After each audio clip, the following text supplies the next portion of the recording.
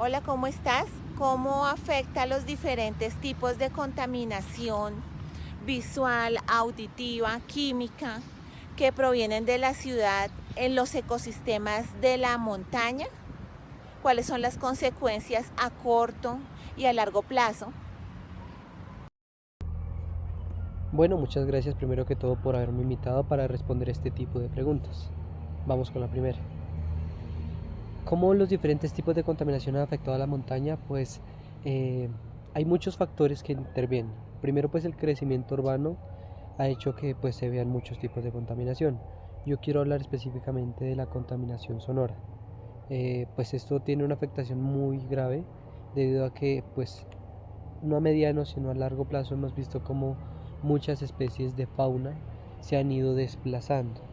En el tema de las aves, pues ellas pues a mediano plazo tuvieron un impacto directo, pero ya a lo largo de los años han venido pues adaptándose porque ellos requieren de ese tipo de lugares por las características que hay en ese tipo de ambientes. Julián, ¿y cuáles especies de animales en la montaña se ven más afectados por la contaminación y cómo esto afecta su comportamiento? Bueno, para la segunda pregunta, ¿cuáles son las especies que se ven afectadas? Pues eso depende también del tipo de contaminación. Retomo con lo de la contaminación sonora, las especies que se han desplazado, más que todo han sido los mamíferos, porque en la alta montaña, nosotros que nos ubicamos en la sabana de Bogotá, son especies de pequeñas medidas. Por ejemplo, la más endémica o la que resalta más es el tigrillo lanudo. Y pues con los diferentes tipos de contaminación, lo que ha hecho esta especie es desplazarse, es decir, que ya no la encontramos seguido en las montañas de Bogotá o cerca de Bogotá. En el tema de las aves, pues la contaminación química, el tema de las industrias, si bien han hecho las especies una adaptación, es inevitable que por el tema de los químicos en el aire, pues muchas especies voladoras, no solo las aves, también las mariposas, algunos insectos, pues estén disminuyendo su población, aunque en el tema de los insectos no es tan preocupante como en el tema de las aves.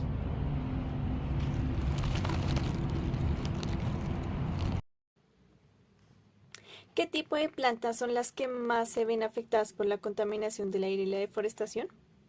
¿Qué consecuencias tiene esto en la biodiversidad? ¿Qué tipo de plantas o especies son fundamentales para la recuperación de espacios verdes en zonas montañosas y por qué?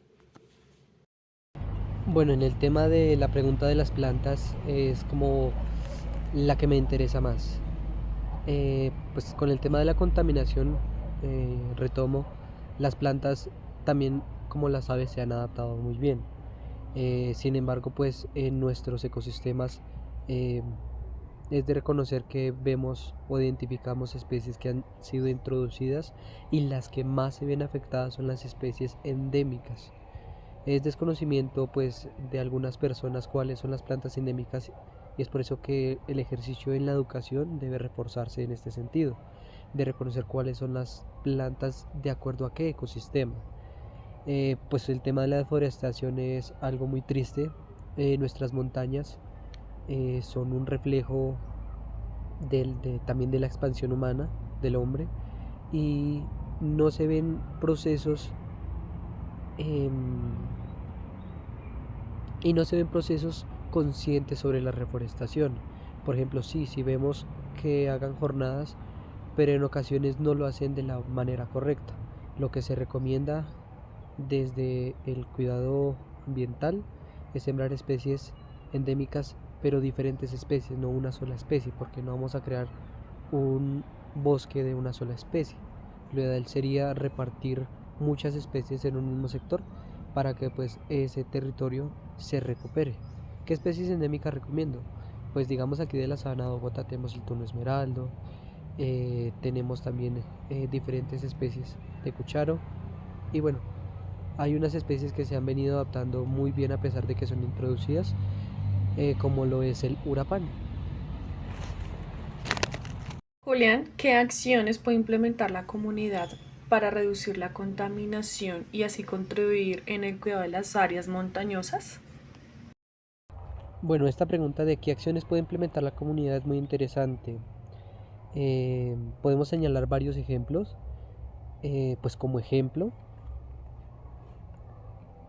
es el caso, por ejemplo, de El mar empieza desde aquí. El mar empieza desde aquí fue una iniciativa en la que se concientizaba a la comunidad de cuidar pues exactamente las montañas, los árboles, los cuerpos de agua, porque pues lo que hace el agua crecer aquí en estas zonas de páramo es dirigirse después a las desembocaduras en el mar.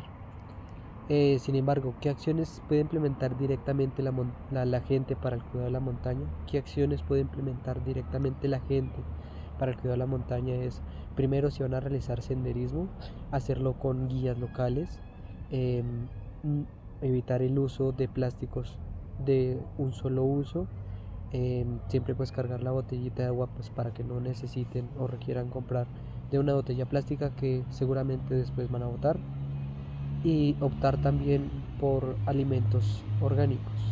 Los alimentos orgánicos, pues comprar frutas, y cuando vayamos a algún espacio verde, por más de que sea orgánico, no tirarlo. Hay cosas que sí podemos hacer, y es abrir un hueco y enterrar eso porque después se va a descomponer. Pero pues la recomendación más importante es que al lugar que visitemos evitemos los plásticos de un solo uso, y pues empecemos a enseñar a las personas en eso, en el cuidado del medio. Hablamos de medio ambiente, sin embargo, pues debemos, eso es un tema para otra conversación, pero en el caso del medio, esta parte de Andrés la puedes cortar, pero lo volveré a decir, de cuidar el medio porque todos habitamos ese espacio. Bueno, esta sería otra pregunta. ¿Existen aún prácticas o saberes ancestrales relacionados con el cuidado de la tierra y la biodiversidad que se sigue aplicando en la actualidad? Bueno, para esta pregunta, en efecto, hay prácticas ancestrales con el tema del cuidado de la tierra. Para la sabana de Bogotá, pues la comunidad que habitamos son los muiscas. La comunidad muisca pues tiene saberes acerca del cuidado de la tierra, lo que denominamos o llamamos Hicha Huaya, nuestra gran madre, y también pues porque tenemos esos referentes, los vemos todos los días, a la madre Cie, a Chía, pues repito, a Mama Guaya, porque para nosotros es como nombrar a la madre tierra, a la madre agua, a la madre luna. Entonces las prácticas las hace directamente la comunidad con sus costumbres. Claro que hay espacios en los que se comparte con la comunidad que tenga pues un respeto por esto. Ese les enseña a pedir permiso, a entender por qué es tan importante sentir la tierra, respetar el agua. Y bueno, es un tema bastante del que se puede hablar, pero pues ante todo con el respeto. Cómo el crecimiento urbano y la deforestación están afectando el equilibrio ecológico de los bosques, y cuáles son los impactos negativos a corto y a largo plazo en las especies y en los recursos naturales como el agua. Bueno, como el crecimiento urbano y la deforestación han afectado el equilibrio, pues bastante, lastimosamente. Si bien Sudamérica conserva muchas zonas de bosques, lastimosamente estamos perdiendo pues por las ampliaciones de los condominios, de las vías principales. Se han perdido muchos terrenos donde eran bosques, y actualmente son potreros que ya tampoco se puede sembrar, y pues afectan mucho el equilibrio, porque en los bosques quiere decir que no solo había plantas, habían insectos, habían aves, habían mamíferos.